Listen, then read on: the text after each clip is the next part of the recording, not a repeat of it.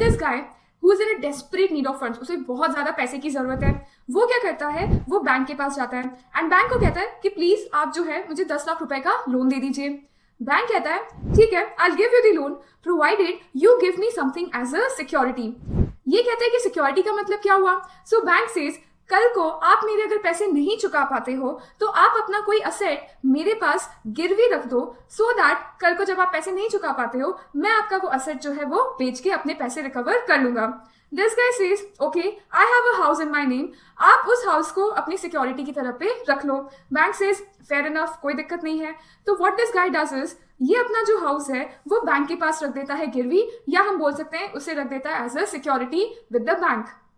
Bank के पास जब ये सिक्योरिटी के तौर पे रख देता है अपने हाउस को, bank then gives the 10 lakh rupee loans to this particular guy. Now what is happening in this case, in this case what is happening, ये जो बैंक के पास घर आया एज अ सिक्योरिटी, इसका मतलब क्या हुआ।